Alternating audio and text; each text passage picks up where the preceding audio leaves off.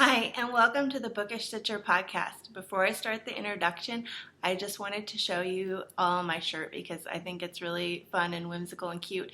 So if this is your first time watching, this is not how it normally starts out. But look, hot air balloon and clouds, and then it goes up into a whale and clouds. I just am absolutely in love with how whimsical and adorable this shirt is. So now let's get on to the podcast, shall we? I just had to show you. But anyways, my name is Jeanette. You can find me on Ravelry, Instagram, and Goodreads as BookishStitcher, all one word. And I've completely thrown off my groove. But let's get right into the knitting this week, since I've already shown you my shirt with the whale floating on a hot air balloon. So I have a finished object this week, and it is my simple house slippers. And I started last week, I believe I had just knit a couple rows on the first one, but I have one, and I have two, and they're done now. And it's this gorgeous purples and grays and different shades of purple. And this is some Hazelnuts DK. And it was in the goodie bag color for a retreat that I went to last year.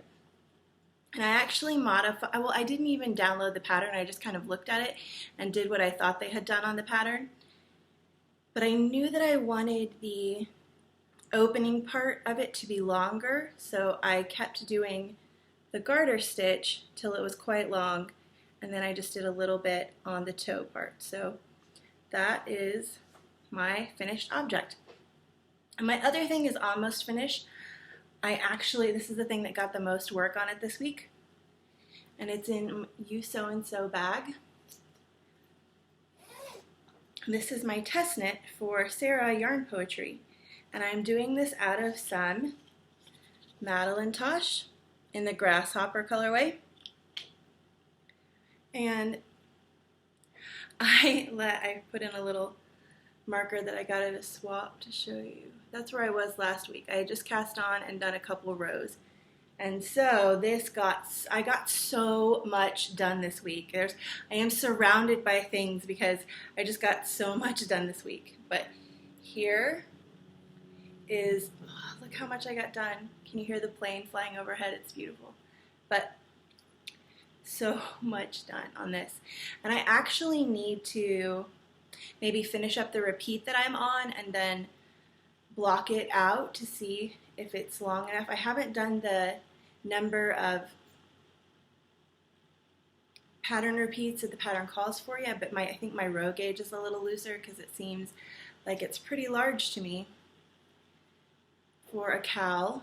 And I don't want to show the pattern up close yet because I haven't heard back from Sarah if it's okay to show it, but it's gorgeous. And it's so funny how the perfect yarn with the pattern makes it just zoom along, because when I had done the other yarn with it, it was pretty variegated. I was going slower, but then I switched to this color that my friend Amy, who was Amy Loris, gave me, and it just zoomed along because it was working so well. The singles and the color goes perfectly with the name that Sarah Yarn Poetry has chosen for this. So I loved working on this week.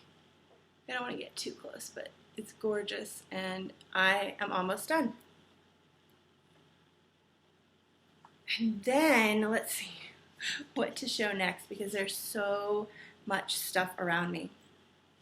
Okay, I worked a little bit on my husband's driftwood socks, and the pattern is by Mina Knitting Expat, and it's in three little monkey sit and spin project bag. I don't know, it doesn't have a tag, and I got it forever ago, but this is some Lorna's laces in the bow tie colorway that actually was given to me by my very first SSK roommate in 2014.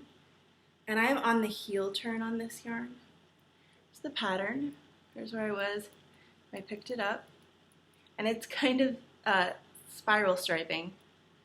You can see that since I'm doing the heel turn and the increases for the gusset, that the stripes started to get larger. Yeah, I'm in the middle of the heel turn, and I'm doing the fish lips kiss heel. I know she calls for a different one in the pattern, but I'm just doing that one because it's my favorite. And it's going along pretty well.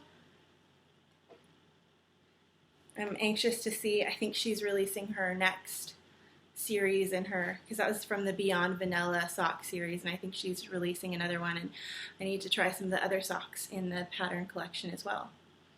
But I might need a break from pattern socks for a little while after I finish up all my ones that I have started this summer. And then I worked some more, and this is in my Bags by Awesome Granny, my alpaca and llama bag. I worked some more on my Justina Lorakowska sweater. They were doing for the Justina Lorakowska knit along in the group, and this is out of some Knit Picks Capra DK, and this is a sweater for my best friend for Christmas this year. Last time I had done it, I was kind of in the middle of the increases, and now I have taken the sleeves off, which is so nice because I now have, I believe, 116 less stitches on the needles, so this should go a lot faster.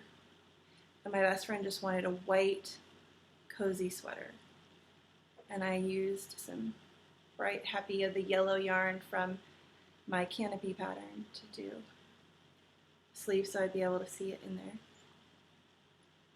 And now that the sleeves are off the needle, I think it's going to go very quickly. And hopefully it will go, it's going to kind of be put on the back burner because I'm going to talk about something else that's coming up in a minute. But let me show you two more things. I put on the color of my doodler. I went and picked up the stitches all along the I cord. This is a pattern by Stephen West, and it is in my Girl So Sheepy project bag. I love. And this is just, I might work on this and nothing else till it's done this week if it keeps striking my mood, because this is reminding me of the Pure Joy, the border along this, and it's just kind of a happy place because it's garter stitch, short rows, and it's so wonderful. But it's enormous, and I don't even know if I can get it all spread out. I think if I tried to spread it all out to show you, it would fall off the needles, and we don't want that on camera. But this speckled yarn right here is I Love Cake by the Lemonade Shop. This blue yarn right here is some Sun Valley fibers in a colorway called Poolside. And then this is some Fiber Addiction M in the Not All Who Wander. And this is just one of the most beautiful colorways ever created. And that's my last skein of her yarn, I think. So I'm a little bit sad because she has just the most beautiful colors. So vibrant, and the color combinations she puts together are something I feel it's pretty rare that I don't see other places. But that's what it's looking like so far. Since the rows are huge, you can't really see a ton of the thing, but I'm almost done with the first wedge.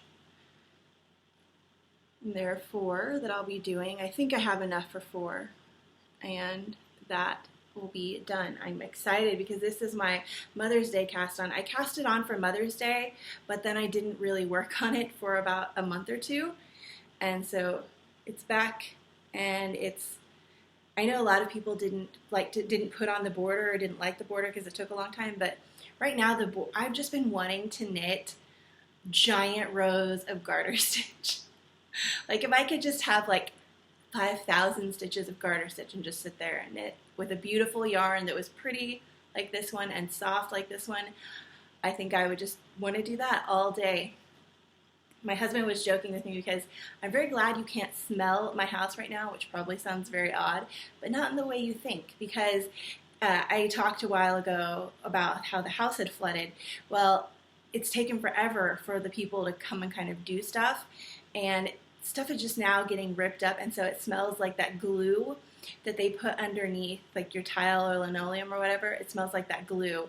It's very strong. We had the windows all open, but it's so hot because it's Texas.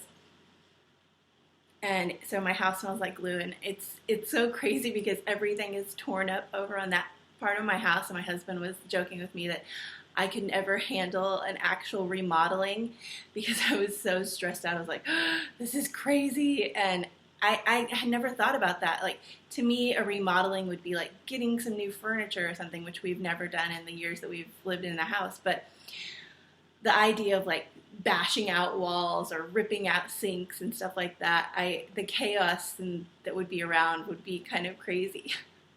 So I think if we ever did remodel, I'd have to go stay somewhere else while it was being remodeled. But the front bathroom area and that front entryway and stuff where all the flooding happened and the whole downstairs, that's kind of being remodeled right now. So I'm very glad I have this little nook right here that is not chaotic. And then let's see, the last thing, all the crocheters out there, are you ready to laugh at me? Because this is pretty funny. I have in my Girl Cave bag, I've started this crochet project over and over again, and I'm doing something wrong. First time I started doing it, I'm trying to do a hat, and I'm trying to follow YouTube videos to do the hat, to do said hat. And the first time I was doing it, I thought that I knew what I was doing, and I obviously was not doing an actual crochet stitch. And now I've learned, but I'm still doing something wrong. So this is in some Plymouth Yarn Dream Baby DK. We have like ambient lighting today because it's just so bright in Texas. But are you ready? We have a hat for an acorn, or a hat for a wee little elf or fairy. I don't know what okay, so I started off and I chain stitched like 5 or 6, and then I joined them together the way I was supposed to. And then I just started single crocheting, which I was originally single crocheting wrong. Now I know how to single crochet, but it's still not quite creating a hat that would fit a person. This is so funny. You see, like, the tiniest hat, and it's not going to be getting any better, I don't think. I think if I just keep going, the hat will not increase to fit a human. I think I will just have a finger cozy. So maybe there's a way, of course there's a way because hats have been done, but a way to increase quicker in crochet. There are tons of crochet stitches I don't know, but I foolishly, apparently with this, thought that I could make a hat by just doing single crochet. And it would just, in my mind, the single crochet just grew out into a hat and then somehow magically formed. I don't know. But yeah, so if anybody has any crochet tips as to how to get the tiniest little acorn hat into a adult human-sized head hat, that would be awesome. If you put that in the post thread for this episode. It's just so funny to me that it's like a little acorn for a little hat for my finger, or an acorn.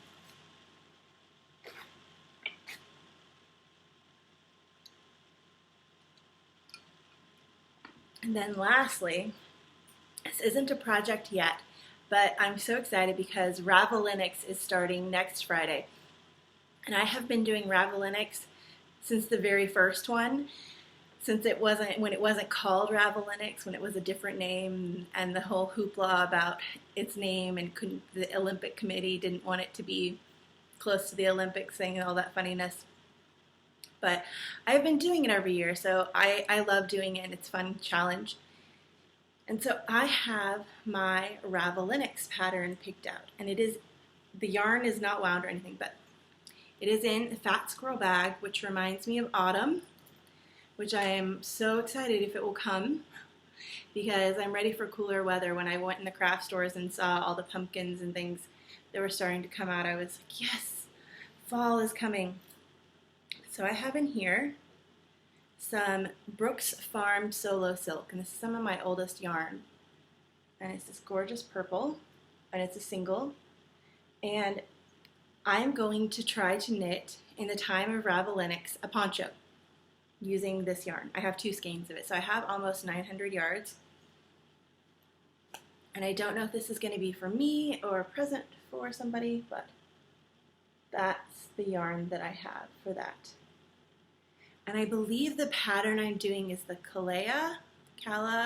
I'm not sure of the exact name or the pattern designer right now, but I will know for next week. So I'm going to work very hard on a couple of things this week and try to get them off the needles. And then it's going to be, I think the math lover in me is going to statistically proportion out how much do I need to do, or mathematically proportion out how much I need to do every day weight-wise of yarn. Like, okay, you need to do 20 grams every day in order to use up all the yarn in set amount of time. And then I have my yarn scale and I can just weigh it, and every day I will knit just on this till I have reached my goal, and then I can pick up other stuff and knit on it. But I am excited, and I love this bag so much. This is one of, like, when I was thinking about like project bags to destash, I was like, I can't destash this bag. I just love it. Okay, so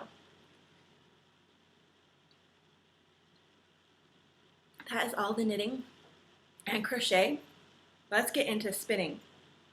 So I have the winner of the 1,000 member, and I believe her new Ravelry name is Stitchigander, I think so. But her fiber optic hand spun is done, and it is still very wet. It has been raining here in San Antonio this week, which I love, and I give full credit to the rain for my productivity this week, because when it's hot and hasn't been any rain, I'm just kind of like, ugh. But when the rain comes, I'm like, I can do everything, and I just want to. It's very like refreshing to me that when the rain comes, and we definitely need it, because as we were driving home from the grocery store today, there's this road that we go on, a highway called 1604, and parts of it were on fire. Like grass fires just everywhere, because it's been so dry, and it's still so dry. But we had rain earlier in this week, and because of that, there's been kind of some moisture in the air, and this hasn't dried yet, but it is completely gorgeous, and I hope that she loves it. It's still damp. It's about 235 yards of a light worsted. It's so soft. Now, when I gave it its bath, there was so much dye, and it doesn't seem to have lost its color. It seems to have just been some residual dye, but there was so much dye that came out. My bathtub was bluish green, and I have a hook that I hang up my hand spun to dry on my wall, and it has a weighted thing so it can hang there. It was so wet that I had to put a towel, or so much dye that I had to put a towel behind it so that my wall would not be stained this color. So I don't know, I couldn't get all the dye to stop coming out, so I don't know if it maybe needs a citric acid bath or some kind of thing. I might just let Stitchigander do what she wants to with it. If she wants to give it a vinegar bath or a citric acid, or if you see this and you want me to kind of try to help the color, I can, or I can just mail it to you once it's dry and you can do it with it. I would just say, just be aware, like after you knit it, not to wash it with other things for the first couple times until all that dye comes out, because you don't want to ruin your other lovely hand knit stuff that I'm sure you have with this. And speaking of dye running and stuff like that, I'm kind of nervous to even tell you guys about this. I have been dyeing yarn. That's another thing that I've been doing a ton this week. And I've been kind of researching and learning all the month of July. I've just been getting every piece of information I could get my hands on, writing notes, making colored things and stuff like that. And then this week I started dyeing yarn, and I have been talking to all kinds of friends that dye yarn and getting advice and tips so that my yarn can be as beautiful as possible. And my husband and I are having so much fun coming up with themes and names. There's some drying over there. I can't even tell you like how excited I am for the first update whenever I do, probably mid-August. Anybody wants to come check? I'm not going to say the name of the shop yet on Etsy or anything because I've been having so much fun. I'm a very big detail-oriented person, so I've been having fun having all the little and I love stickers. So if you ever order yarn from be prepared for stickers. So that's just been so much fun, and I've been learning a lot about different dyes and how they take and which ones, don't have any drain off of excess dye and which ones tend to have excess dye in the different colors. And it's been a lot of fun, and I'm really enjoying it. And I'm amazed at how doing the research and really putting in a lot of time before I even started dyeing has helped to where my dyeing right from the beginning has looked awesome, I think. And I haven't had a whole bunch of what is that, huge failures or any kind of failure thing. So I'm very excited to show that to you guys in the middle of August. And I'm in love with the name that I picked for the yarn company because knitting to me is just that relaxing time when you're just able to breathe and just feel calm and at peace. And so I think the name of the yarn store really kind of reflects that to me, and I just couldn't be more excited. And I'm also excited because that means that I will be able to start buying yarn again, hopefully, because I was telling my friends I don't ever want to produce huge amounts of yarn. I don't think that's going to be something I'm even capable of with all the other stuff I have.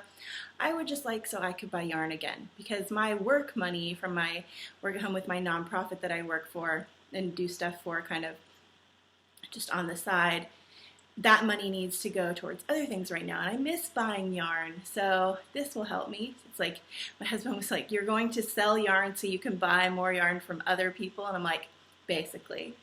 You will get that, right? Because you love yarn as much as I do. But another spinning thing I have, this has been plied, so I plied 2 skeins this week, but it hasn't had its bath, and this is from the Barbed Dragon, and the colorway was orchids, and it was so very vibrant in the braid, and I loved how it translated into this very muted palette of creams and greens and purples and pinks. And I'm excited to see how it will look after it's had its bath, because this was 65% Polworth, 25% mohair, and 10% silk. And then the next thing I'm going to be working on, since I finished one of the 1,000-member gift things, the next thing I'm going to be working on for the next person who contacted me for that, because I'm going in order of who contacted first, and that is Amy Loris. And she said that I know she likes teals and blues. And so Amy, because I think you're awesome and wonderful, I'm doing one of my, if you like this, one of my cherished, only 2 in my stash, my cherished loop bumps. This is a Rhinebeck acquisition, and it's gorgeous. I hope she'll like it. I hope she doesn't mind purple. It does have purple in the middle, but it has this aqua and then this gorgeous blue, and then it goes, kind of transitions into a deeper purple. And it's called Swan Dive, and it's 4.3 ounces of merino, Coopworth, nylon, and Angelina. I hope that Amy like that. I'm going to start spinning this next, if that's okay with Amy. So, loop. I've never spun a loop bat. I'm a little nervous, but I am excited to spin that for her, and I think I will chain ply it, although I haven't done too much chain plying, only a tiny bit. And on to group news. We have our Justina Lorkowska, the sock knit along. The sign up for the book and yarn swap ends next Sunday, I believe. So if you want to sign up for that, go ahead and do that. It doesn't have to be brand new everything, just I would say in like new condition. So if you have a book that looks like you just bought it from the bookstore, but you read it once and you're super careful with stuff, then that would be fine. And you don't have to be on Goodreads to join in. It's just easier if you are, because then your partner can make sure they're not sending you a book that you've already read. So I guess don't be mad if your partner sends you something you've already read if you don't have a Goodreads, or I guess you can talk back and forth about that. I would love for my partner to completely surprise me since I am on Goodreads and they can see what I've read. And then we had the Riley Rose shawl pattern that was a giveaway for last week, and thank you so much again to Boston Jen for donating that. And the winner was post number 16, who is Siberian Cat. So just write to me and I will write to Jen and have her send you the pattern. And then I want to let you guys know I'm going to be drawing for this gorgeous skein of Dove Dye Works next week. So you have one last week to get in on this if you want to, or if you just want to go visit her shop and order one for yourself, because I can completely understand that, because this is one of the skeins that I want to buy from Selling Yarn, because I think it is stunning and she did such an amazing job. And this is the Raspberry Chocolate Swirl, and definitely go visit her Etsy store and tell her that you heard about it on here. That would be lovely. So there's that. And then let's see, I think that's all the group news, and that's for, I always forget to say, it's for the BookishStitcher all-in-word podcast on the Ravelry Groups tab. And then it's going to be a little bit longer of a show this week. It felt like it was Christmas in July this week. Packages kept showing up at my doorstep, and I got surprise presents from friends and presents that a friend that I kind of knew was coming, but I had no idea how much she was sending me. And then my husband made me break out. Like, I should have opened it on the podcast because it would have been crazy screaming, so maybe I shouldn't have, but I was crying and screaming, and he surprised me this week. I had no idea. I knew he'd been going into work early and working a little bit more, and I thought that was just, to kind of pay for stuff with the house, fixing it up and things like that, but he also surprised me, and since he had worked some more, and got me something this week that I had been talking about. And I was like, oh, I really want one of these, but, I can't afford to get it right now, and I don't know how long she's going to be making them, and they're gorgeous, and I don't know if you guessed what it is, but there's going to be crinkling, so if you don't like crinkling, you can mute or whatever, but I'm still so excited. I got an AndreSue sock blank. I don't know how he snagged this. He must have ninja skills or something, but I'm going to open it very carefully so you can see what it is, because he could not have gotten either this one or the babushka one. He could not have gotten a better one for me, because our bedroom is decorated in a nautical feast, a sea theme, and I love the ocean so much, and I love all the creatures as well. Some of them I don't want to see up close in person, but I love all the creatures of the ocean. But I especially love my cephalopods. And, oh gosh, this is so soft. But I don't want to mess it up too much. And I'm not even going to knit this, probably. I might knit a little bit of it and keep a full repeat so that I can frame it. But I knew what it was as soon as I opened it, and I was just squeeing. I didn't take it out and open it because I wanted to show it here, but it's an octopus.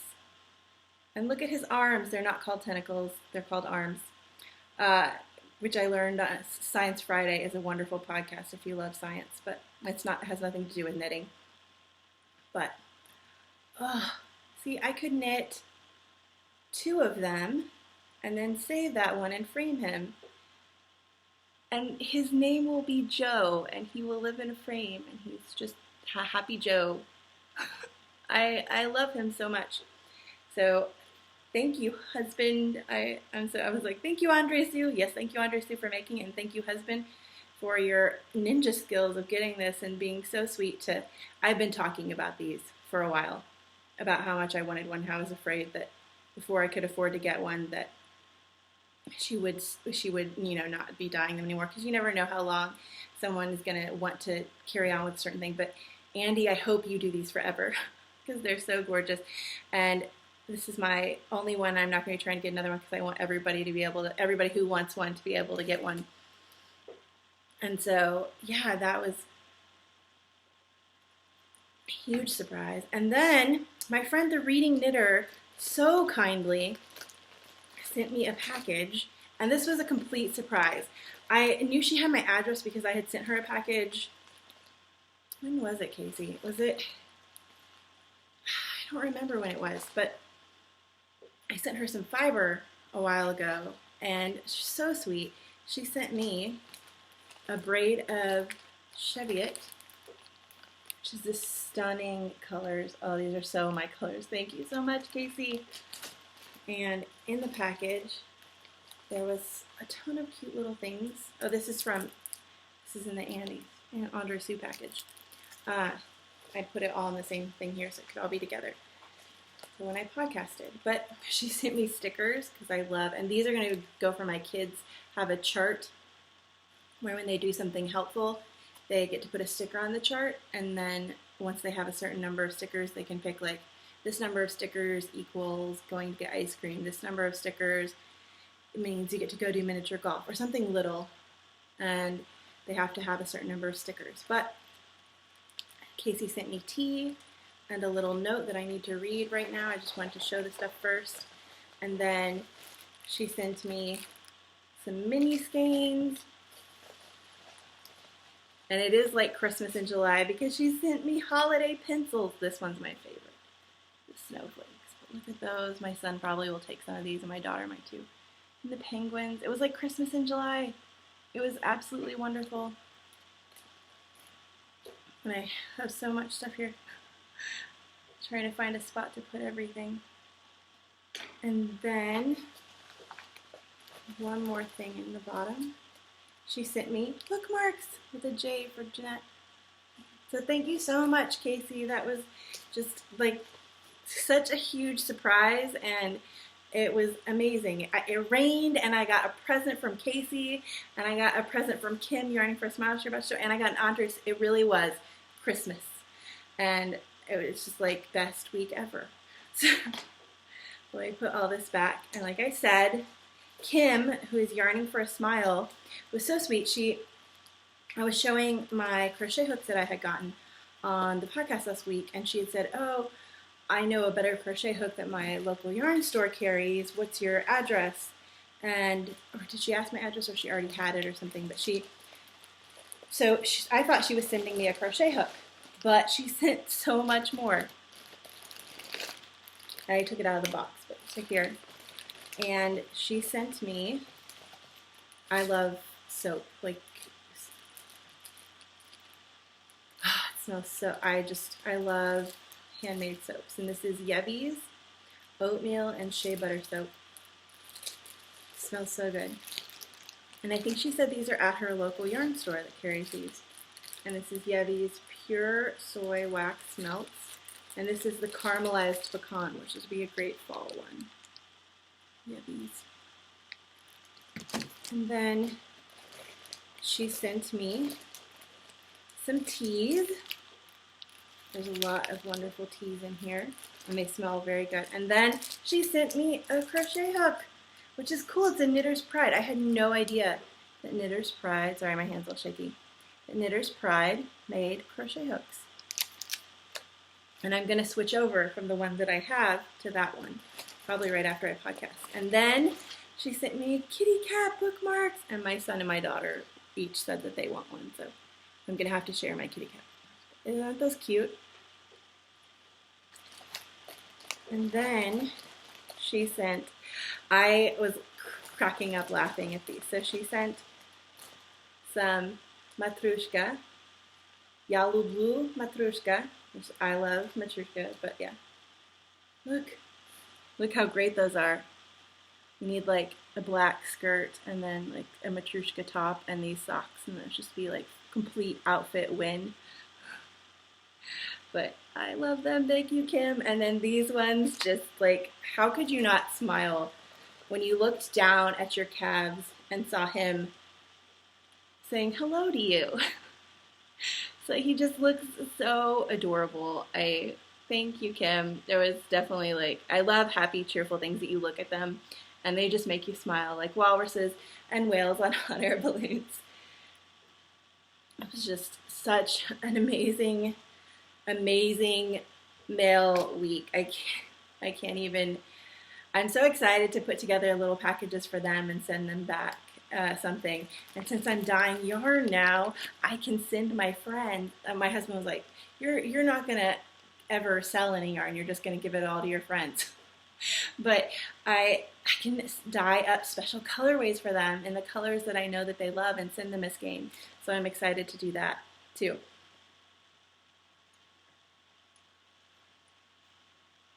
The last thing this week is the book. And I read this book a while ago, but I wasn't even going to review it because in my head I thought, oh, everybody's already read that. But then I'm friends with a lot of different people on Goodreads, and Dana, who is Dana of the amazing Dana Unwind Yarn Company, she makes beautiful yarn. She's another one of I'm going to sell yarn so I can buy more of Dana's yarn. But she had just read this and she loved it, and everybody I know that has read it have loved it. And I looked on Goodreads and there are a lot of people that had that on their to be read list but haven't read it. So I thought, you know, maybe not everybody has read it, and maybe this could be like a push for the people that want to read it, or maybe there are a couple people out there, maybe probably not, who haven't heard of this book, but it's amazing. And it's a faster read. It's not super intellectual. But this is All the Light We Cannot See by Anthony Doerr, winner of Pulitzer Prize. And so I apparently was just insanely reading all the World War II books for months and months, and I don't know why, it was happening. But this book is perfect for anybody. I would say you don't even have to be a World War II fan. The chapters in this are great. If you're a mom who loves to read but does not have an hour to sit down and get really into a story or to read a chapter, this is the book for you. I absolutely love books with chapters that are just a couple of pages. See if I can, yeah, okay, so this one is like 4-page chapters. There's there, and then just 4 pages later, there's another chapter. Like every chapter almost is very short. There are no 20-page chapters. There are no 40, 30-page chapters. There's like 2, somewhere even 1 to 7-page chapters. If you have 5 minutes, you can sit down and read a chapter. And I appreciate that so much at this stage of my life, when trying to sit down and get an hour in to read is impossible. And so this book deals with 2 children. It has a girl who is living in France and she is blind, and her father is the most amazing, not sculptor, but he makes puzzle boxes and things like that and safes out of wood. And carpenter, not sculptor, carpenter. And he's always, since she came blind at a very young age, he's always been making these puzzle boxes for her and little models of the city that they live in so she can kind of know how to get around town. And when the war comes, they leave France, and he is entrusted with something from the museum that he works at, and he doesn't know, it's a rare gem, and he doesn't know if it's the real one. Since it's such an important historical thing, this gem that he has, they have sent out fake copies and real one, and he doesn't know if he has the real. They don't want to tell them if he has the real one or a fake, but they just tell them to get out of the city, out of Paris. And so he goes and he takes his daughter and they go to the oceanside town, and they go to live with, I believe it is his brother or his uncle. And he has a giant mansion or a pretty big house and a housekeeper and stuff, and they go to live there with them. And that's the one person that this, and it kind of deals with their life there and stuff that happens. And I'm not going to get too much into it because I don't want to spoil it. But that's the one character. And the other character is this little boy who has grown up in an orphanage in Germany with his sister, and he's so poor. the orphanage, there's hardly any food. It's just really a bad time. But this little boy has this saving grace of that he is extremely intelligent and extremely good with machines, and he has a very big interest in learning about how to operate radios and kind of fix them, and so he like picks up scraps and builds things, and word kind of gets around the city where he lives that he can do this, and so he is called into the Nazi Party has come into power, and his sister is very against it, and he's kind of indifferent to it, I believe, at first, but he gets called to one of the kind of leaders of the Nazi Party in the area, has their radio that's not working, and his wife really wants it to work, so he gets called to go to their house and see if he can fix it, because they think it's kind of funny, but they don't think he could ever fix it. But he goes there and he does fix it, and the Nazi leader sees how brilliant he is, and so he recommends him for this school. And so the boy goes as kind of a way to get out of his destiny, which will be going into the coal mines, because that's where all the boys in this town kind of always are filtered into. And so he goes to this school and he witnesses just the most horrific stuff. And I think the thing that Anthony Doerr did so amazingly well is he made you feel and love a person who was in the Nazi regime, and kind of see like why this boy went in there to escape his horrible, the no future that he had. And then kind of he shows how little by little we can as people accept things that if you just said, oh, in 10 years from now, you'll see this happen and you'll turn a blind eye. We'd be like, no, never. But how that gradual building up of, oh, this little tiny thing, oh, this little bit bigger thing, oh, this little, and then the fear of having to go back to the nothing, and this whole just thing can build up and put you in the situation where you never would have thought you would be in. And one of my favorite characters in this is not one of the main two characters, but it is the boy from Germany, his roommate and his friend, when he first goes into the school, and this boy is one of the only ones to stand up to it and to say it's wrong. He's kind of a weaker one in the school, which also makes him a target. And I don't even want to say what happens to him because I'll cry. But it's just amazing. Anthony Doerr, his writing and the way he portrays his characters, and this is a splendid piece of writing. And I have yet to meet anyone that didn't like it, which is always nice when reviewing a book on the podcast. I get nervous about somebody hating a book that I reviewed, and everybody's tastes are different, but I've yet to meet a person that hated this book. So this is All the Light We Cannot See by Anthony Doerr, and it is a page turner. It is not something that I don't believe it's slow. It's not fluff. I don't read a lot of I guess I don't read a lot of fluff, but it's not slow. It's not something that you're going to have to think a lot about. It does. I did think about what was going on, but it is quick read. The chapters are small, and even though it's bigger, it seems to just fly by. I could have read that. I think it took me a while to read it just because I was enjoying it so much, but if you are a person who has large blocks of time, I think you could just whip reading this out very quickly.